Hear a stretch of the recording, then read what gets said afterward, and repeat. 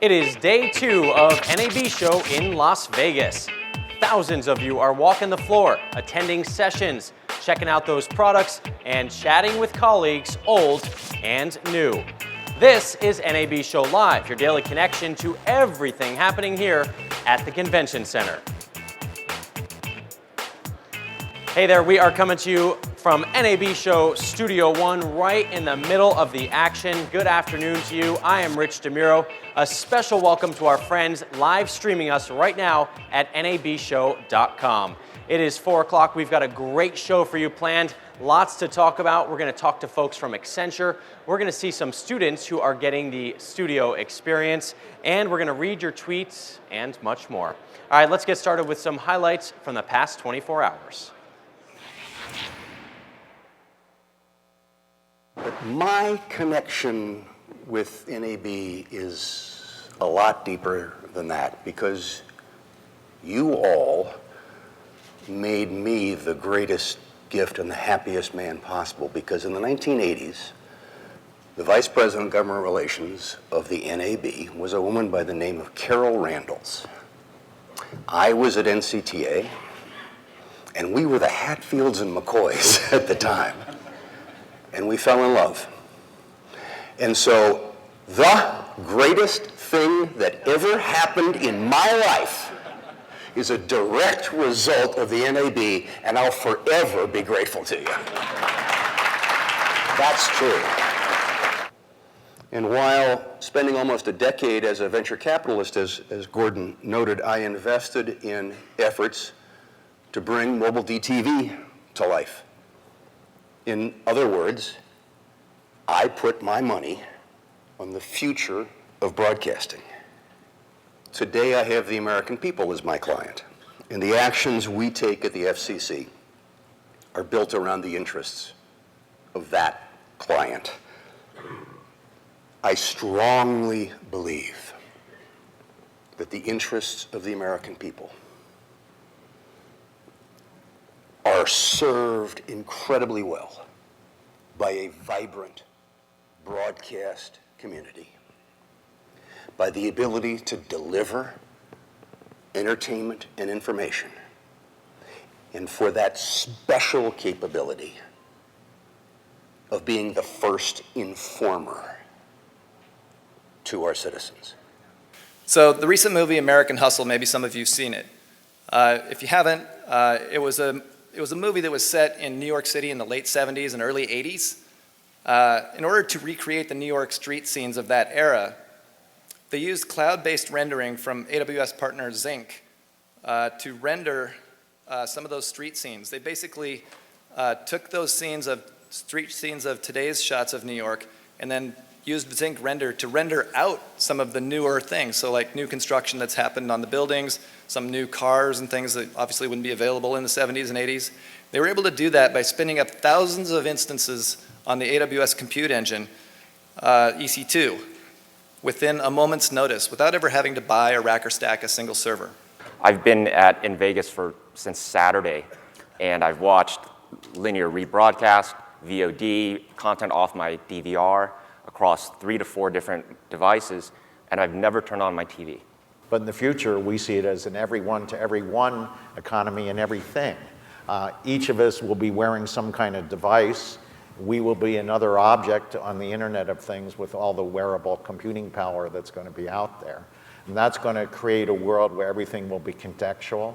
Everything will be taking into account, if you will, the symbiotic relationship between the physical objects or us as individuals and the things we want to see out there. Everything will be orchestrated for us and based on our data to provide us what we want, but it'll also be predictive. It'll be cognitive. It'll use the powers of things like Watson to predict not only where you've been, but to predict where you'll go and want to go in the future, what content you want to see, what advertising you'll be more receptive to. And that'll go on as you go through your life cycle and as you change different things about your individual lifestyle. So, you know, the brave new world is just beginning. I wondered how they did those street scenes of New York City and American Hustle, so now I know. And basically, if you're only walking the floor here at NAB Show, you're only getting half of your money's worth, because basically what's said in those sessions throughout the day makes headlines the next day. Okay, now let's go to Washington, D.C. for a chat with Kelly Cole. She handles government relations for NAB.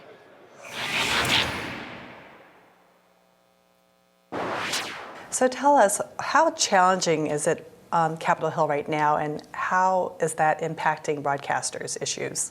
It's probably an understatement to say it's sort of a challenging political environment in Congress right now. I mean, there's so much partisanship. As Gordon Smith always says, while that's bad for the country, it's actually pretty good for broadcasters. Generally, the issues that we're working on tend to be defensive type issues. So the more partisanship, sort of the more anxiety there is on Capitol Hill, the less likely it is that bad things to broadcasters happen. Give us an update on the key issues that are important to broadcasters. Sure. On the television side, really the largest issue that we're facing right now is the issue surrounding retransmission consent and the STELA legislation that's moving its way through Congress right now. The STELA bill expires at the end of December 2014. So there's an effort underway by 4 different congressional committees to examine STELA and determine whether or not it needs to be authorized. Our friends on the other side of these issues, the cable and satellite companies, are very anxious to use STELA as a vehicle to get what they call retransmission consent reform. Of course, that's something we're fighting very hard right now. Really, our message to Capitol Hill is that STELA should be a clean bill with no controversial or unrelated provisions. So that's sort of winding its way through Congress right now. On the radio side, I think as in many other years, certainly since I've been at NAB, the performance tax issue is front and center. We don't have any current sort of serious legislative threat, but we want to do all we can to get members of Congress on our pro-radio resolution, the Local Radio Freedom Act. Why do you think NAB's advocacy is so important? It's really important to have people who are advocating on your behalf in front of these members of Congress. And I say that because as much as our industry understands our industry, knows our industry, understanding how broadcasting works, members of Congress don't. But what other issues do you think we'll be focusing on in the coming year? The Committee on Energy and Commerce in the House side is undertaking what they're calling a Communications Act rewrite. And this is a very sort of broad exercise that's going to cover lots of different issues, including broadcast issues. So what they're intending to do is take sort of a holistic, comprehensive look at all of the telecommunications laws and whether or not any of those need to be updated. We obviously have a big role to play in that debate. We've got, for instance, ownership rules that have been on the books for years and years and years, arguably don't make any sense anymore. So we have a lot to talk about in front of that committee. On the radio side, I think there's a lot of updating, again, of those rules that can be examined. Ownership on the radio side as well, just as important. That's probably the biggest one, I think, that will be starting this year that will carry over into future years. The spectrum issues, of course, don't go away. While the thrust of the activity on spectrum is really at the Federal Communications Commission right now, there's a lot of oversight that needs to be exercised by Congress to make sure that the FCC does it in a fair, statutory-based way. So we have no shortage of issues. It's fair to say that. Now, throughout the day, NAB Show Live has a roving crew hitting the floor, checking out all the things that we think you should know about. Now, this is not a replacement for actually walking around yourself. In fact, I've been surprised how many people I've seen with these little fitness bands that are tracking their every move. This is kind of a fun place to have that, because already today I can see I've done over 8,700 steps, walked 4.3 miles. I'm sure you've done some of the same. Here is some of the tech we've seen on display at NAB Show 2014. I'm Paul Babb from MAXON Computer. We're at NAB 2014, and we've got a couple of really great announcements. We're announcing availability of Krakatoa coming in a week for Cinema 4D. It's a great integration. It's everything that you would expect from Krakatoa, and even a couple of features you haven't seen yet.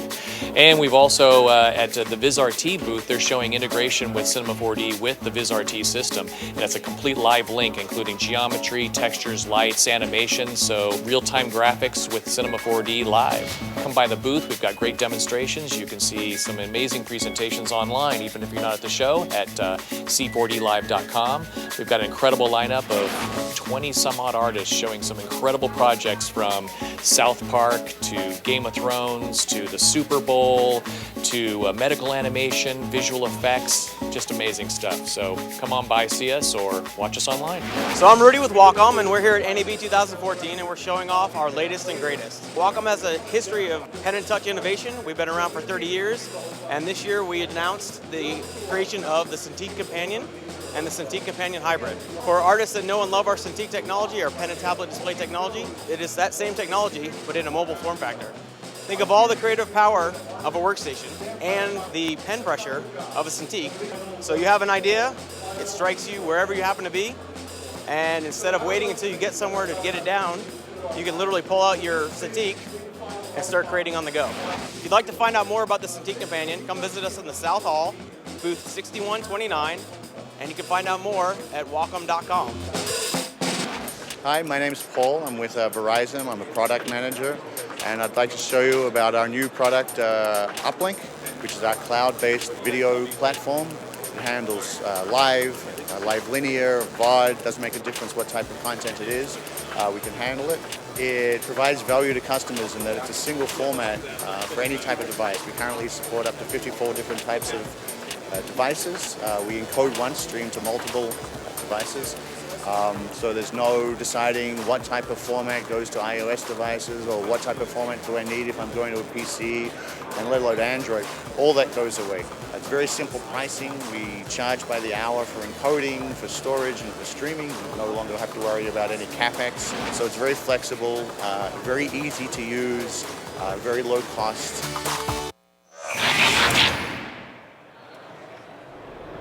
Joining me now live is Darcy Lorenz, the Managing Director, Accenture Sports and Live Events. Thanks for being up here with us today. Pleasure. Tell us, what do you do with the live events? Our job primarily is to get any kind of live event from the source to the destination, which today for us is second and third screen and not typically broadcast anymore. Interesting. So it's all moving towards the tablet, the desktop, places not necessarily where the TV is? Absolutely. And the TV is part of the connected world, but we're looking for the consumers that aren't connected at home and they're moving around enjoying sports wherever they are. What is the big trend that you're seeing in this marketplace? I think it's we saw the kind of democratization of the consumer, where they could be anywhere, anytime, and enjoy any kind of content. Now it's happening in the production side. The cloud is allowing us for the first time to create production environments on the fly, and actually lowering the bar where more and more events can come online because you don't have to have a lot of infrastructure. You can spin up an instance of a production studio online, and that trend is really creating a lot more events. Last year, we did 17,000 events, and the year before we did 5, so the growth is pretty dramatic. Wait, 5,000 to 17,000? Yeah. Wow, that's amazing. Yeah. So consumers are pretty much assuming that their event is going to be online at this point. Absolutely. Yeah, if it isn't, I think you're missing part of your audience today. And it might not be the majority of your revenue or even sometimes the significant part of what you want to do, but if you're not there, you're not relevant to a lot of the crowd. How does social media play into all of this? Social media in a number of ways. First of all, everybody tells everybody about what's going on in the event world, right? Sports is easy. The fan already was a socially connected. Today they're connected even in more real time. So they can proliferate the message about the event. They can tell their parents, their friends, their community of interest what's going on.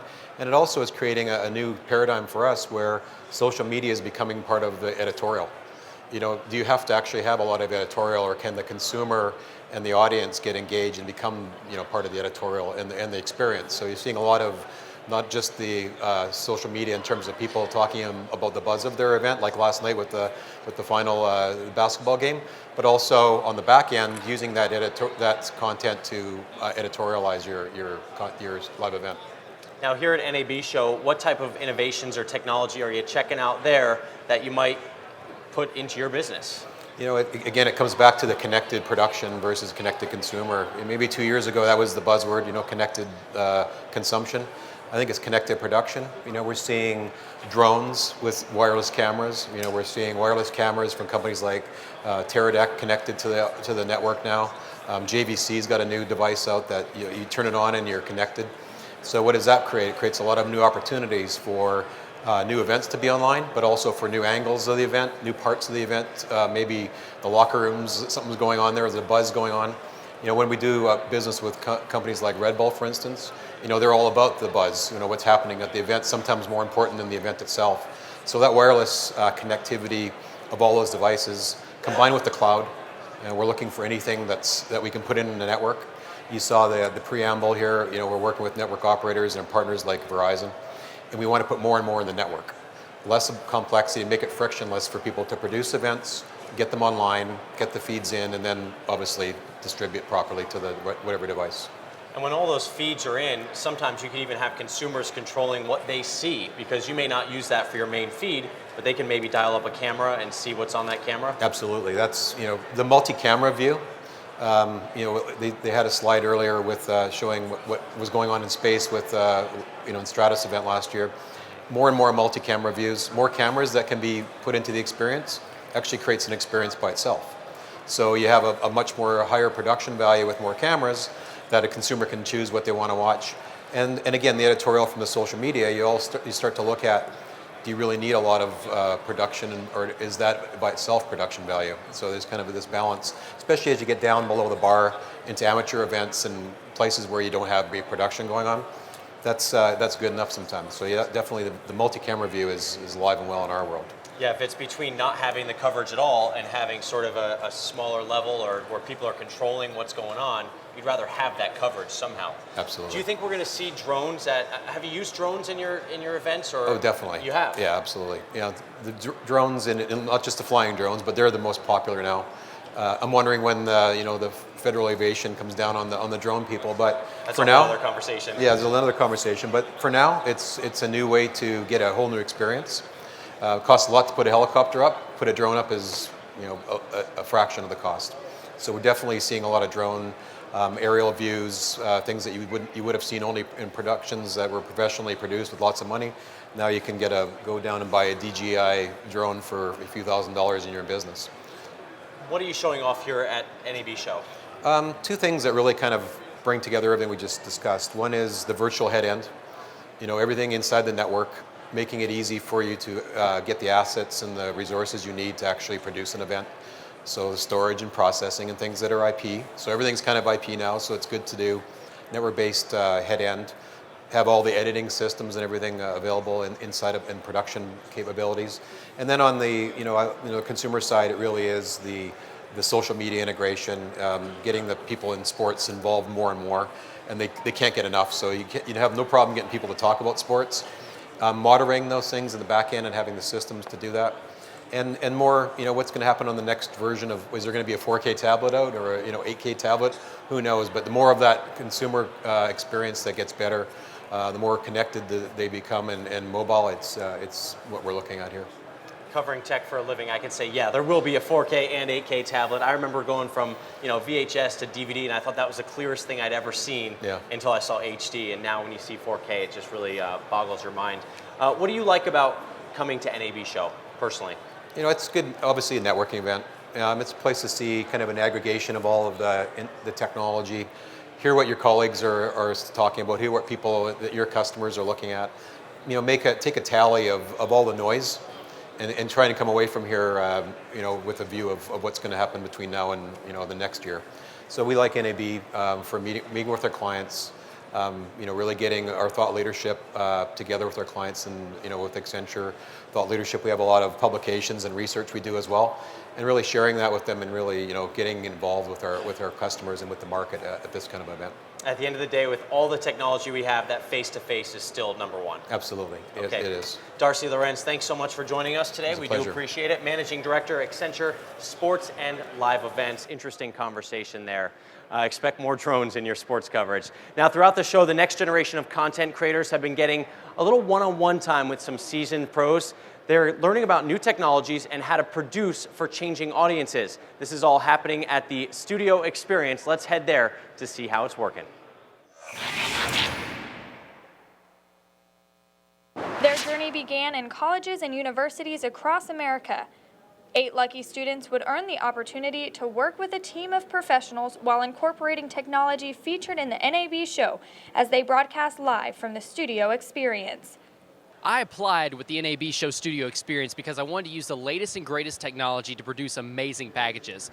I also thought it'd be a great opportunity to see what the future of broadcasting holds at the NAB Show. One by one, students learned they were headed to the NAB Show. It was probably one of the more exciting things that's happened to me in my entire life. I was excited because, I thought, okay, well, I'm going to send my stuff in. I applied, but I didn't really think that I would get in. I was overwhelmed with excitement. I was completely shocked, and this is it's an amazing experience to work with other people that are also going into this industry. With participating companies like Intel, Dell, HP, NewTek, and others, the students get to see technologies and workflows that are dramatically impacting how content is created, managed, delivered, and utilized by consumers. The students hit the ground running, preparing for their role in Studio Experience's 30 hours of live broadcast from the NAB show floor over the course of 3.5 days. The program, developed by the BEA and WASCL TV, gives the students a wide range of opportunities, including reporting live for the most important conference for the broadcast industry, NAB Show. Reporting live from the NAB Show, I'm Erica Jackson. Reporting live from the NAB Show, I'm Dan McCarthy. Reporting live from the 2014 NAB Show for WASCL TV, I'm Caitlin Chastain. Now that is an amazing experience for those students. Wow, to be able to come to Vegas and to learn from pros and to get that resume tape as early as they are, that's pretty good. I gotta watch out for my job. Now I know many of you are posting about the NAB show on Twitter, Facebook, and Instagram, and guess what? We're tracking it all with the help of Red Button TV and Buzz Control. So let's take a look at some of the things you guys have been saying online about the show. Todd Hoyer says on Twitter, always learn a lot at NAB show, but main takeaway is always a reminder to keep upping your game. Wow, that is so true, both with your job and in life in general, I guess. On to the next one. Andrew says, I'm tweeting like crazy this week on the exhibition and sessions. All of it is great, and he's got a little picture here of something he attended. NAB show 2014K. Oh, that's funny. Mix the two there. Best year. I like that. 2014K. One more here. Great stuff happening at NAB Show Vegas, Fontanella, Swiss. And again, we have a little picture of someone demoing a green screen. Now let's take a look at some of the numbers we're seeing. We're just seeing phenomenal tweets and messages about this. Reach here, 27 million. That is a huge reach for all the tweets and things that we're seeing. Let's take a look at impressions now. This gives you an idea of how many people are seeing what we're talking about here. 165,500,000 plus. That's an amazing number right there as well. 20,000 tweets. And we have the Instagram number, 5,000 Instagrams. That's a lot of pictures to go through. Keep them coming. You can use that hashtag NAB show, and we'll be sure to maybe feature some of yours right here on the show. All right, this year NAB is teaming up with Got Your Six to spotlight veterans at this year's show. Let's take a look at the group's latest public service announcement. Do you know what it means to have someone's back? To have another life depend on you and only you? Where your vision, your defense, your support is the very thing that is the difference in their life or death. This feeling is known in the truest form by those that willingly protect you and me every day. In the military, Got Your Six means I've got your back. Today, Got Your Six is more than a term. It's a way to bring military veterans and civilians together. It's a show of respect for all who served, and a way to ensure that they return home to be seen as assets and leaders. I've got your six. I've got your six. I've got your six. I've got your six. I've got your six. I've got your six. I've got your six. I've got your six. Find out how you can help. Visit gotyoursix.org today. Wow, that's pretty powerful. Some great star power in that public service announcement. Joining me on stage to talk about that and how they landed so many great stars there. Chris Marvin, Managing Director for Got Your Six. Thanks so much for being up here with us today on NAB Show Live. Absolutely, thanks for having me. So tell me about that PSA. How did you get all those people, and are they all veterans? Most of them are not veterans. We've been very lucky at Got Your Six. We're working on veterans issues, and we've been able to do so with the entertainment industry. So we have partnered with all the major studios, networks, and agencies to really create a collaborative campaign. And one of the things we've been able to do is film a high-powered PSA. We do it every year around Oscar time when folks are all in the same place at the same time. So you saw some of the star power we put together in 2013.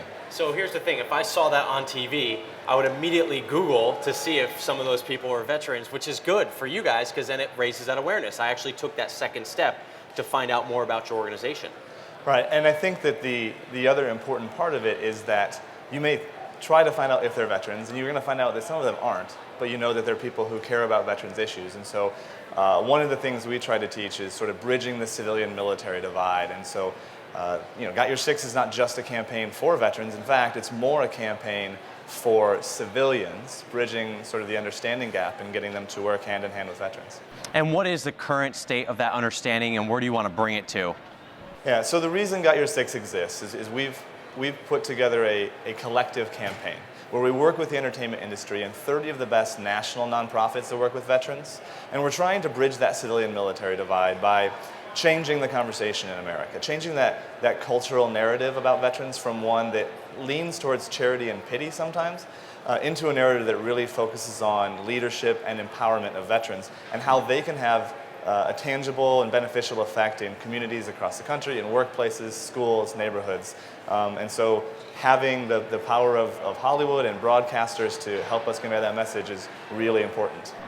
Absolutely, and the power of broadcasting is still very clear when you do a campaign like this.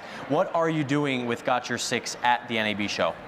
Well, so Got Your Six is privileged to be the official nonprofit partner of NAB 2014. Really happy to be here. And we've created a unique experience. Right? So everybody is walking around in these giant exhibit halls and going to events, and sometimes you need to recharge. Right? So we set up a booth not far from the studio here where you can charge your cell phone and you can sit on a couch and recharge yourself a little bit. But the catch is that we're staffed it with veterans. Right? So we brought in veterans who are actually part of an organization called Veterans in Film and Television. They're all LA based and they're all working their way into the industry in some way. They all were super stoked to come here to be part of NAB. And they're standing there all day long, so you can go meet a veteran, have a conversation with a veteran. It's the quickest and easiest way to bridge that civilian-military divide.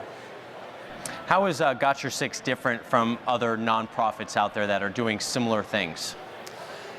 Yeah, I think Got Your Six is different in a couple ways. The first is that, as I mentioned before, we're not really a campaign for veterans. We believe that veterans have already received amazing leadership training, and they have the potential to be civic assets.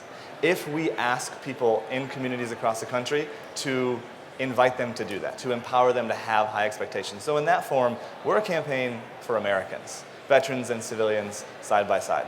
The other thing is we take a very positive approach, right? We take a positive approach to sort of all of our talking points, and we're able to take a lot of the regular talking points that you might hear about veterans and tell you where there's a real benefit there. And one example, I think, is my story, right? I was going to say, you have a personal connection to all of this as well. Right, so I was a BLACKHAWK helicopter pilot in the Army.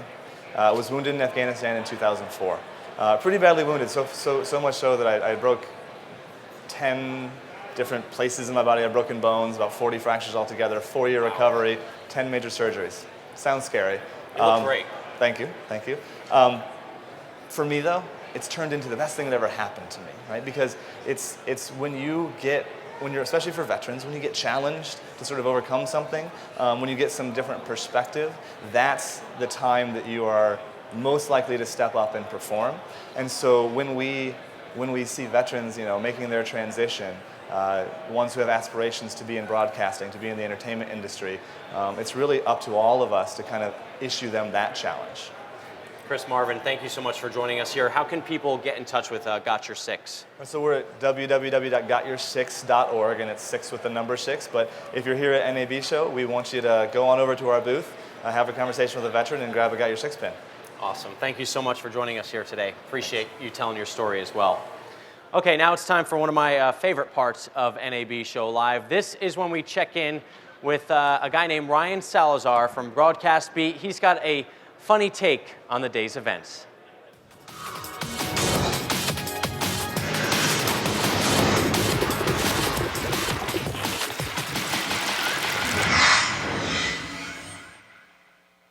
It's day 2 of the 2014 NAB show. Now we're going to start to work from Central to South Halls, more into the post-production realm. Let's take a look and find my top 3 picks.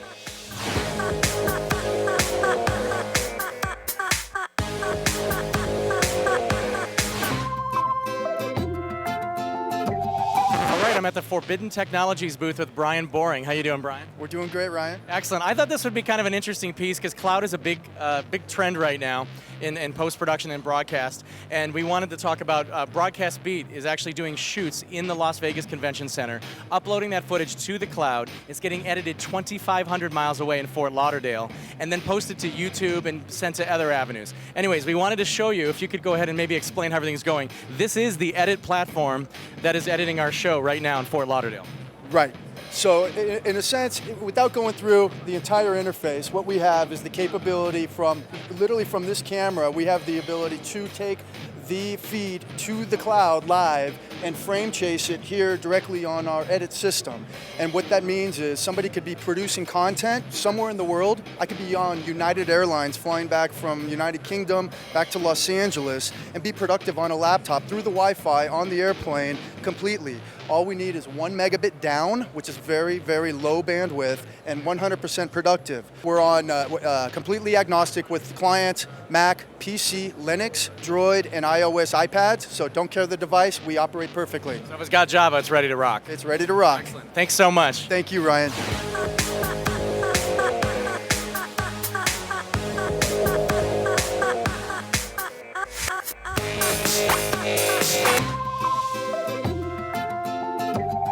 As we work our way into South Hall, we run into Bryce Button. How you doing, Bryce? Very well, thank you, Ryan. All right, so you're the product marketing manager? That's correct, here at HAA. Excellent. So tell us about the new Scion camera. Well, the new Scion camera is a very exciting development on our part, and we've been working a number of years to bring it to birth, basically. Sure. And here we are. It's basically a 4K camera that handles all the other formats below as well. So 4K UHD, Ultra HD, 2K, and HD. And working off the sensor, we effectively have a global shutter for a start in front of the sensor, which means you don't get the rolling kind of weaving mess you get with rolling shutters. And then we're going to a 4K sensor, and that 4K sensor, when it comes to shooting HD, for instance, which a lot of us are going to be doing for a long time, is actually scaled down. So here it is in the flesh. It's made out of wonderful magnesium, so very light. It's only 6 pounds, but extremely strong. It's only $8,995, which is absolutely stunning for a 4K and HD camera. This is really an amazing piece of hardware. Thank you. All right, have a great rest of your NAB. You too.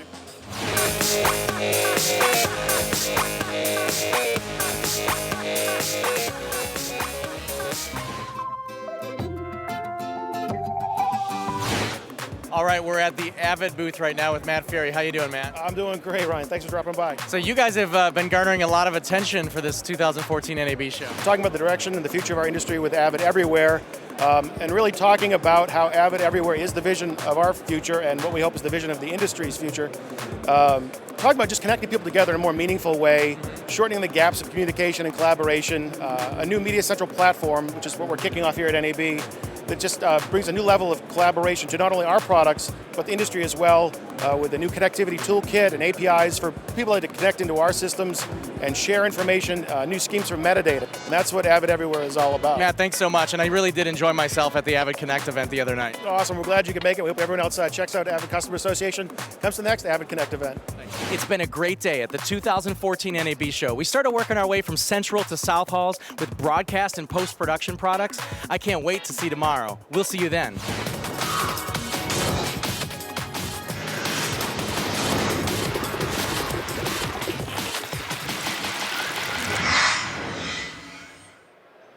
Excellent job, as usual, Ryan. Looking forward to what you have in store for tomorrow, although we'll have to ask you why I didn't get my invite to that Avid Connect party the other night. All right, let's take a look at what's ahead for tomorrow at NAB Show 2014. Kick off the day at 9 a.m. with a general session. This is going to be a good one. New Tech presents Broadcast Minds.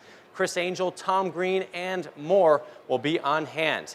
10:15, Disruptive Media Conference with a keynote by Roy Sekoff of Huffington Post Live. At 10:30, The Road to Nebraska with Kevin Tent. At 10:30, Television News Directors Seminar. I'm going to bring a lot of business cards to that one. 10:30 a.m., Super Session, Advanced Video Technologies, Visions of the Future, happening in the South Hall. Then at 11:45, if you're a movie fan and a sound fan, you'll love this. In Heroes We Trust, building the soundscape for Captain America, the Winter Soldier. At 12:30, another Super Session, Ericsson presents Television 2020, Welcome to the Future. And finally, 2:30 p.m., another Super Session, Camp Takota, feature filmmaking in the age of YouTube. You can watch that one streamed live, and I'm sure they will be very popular. Now, I'm just mentioning a few of the things available here at NAB Show 2014. There are many more. Be sure to download the app, check out what's happening, plan your day around it, and don't stay out too late so you can be sure to take full advantage of what's happening here. All right, that's going to do it for this afternoon edition of NAB Show Live on this Tuesday. Enjoy the rest of your night here in Las Vegas. Remember, we'll be back here tomorrow morning at 10 a.m. and streaming live at nabshow.com. From the NAB Show Studio One, I'm Rich DeMuro. See you tomorrow morning.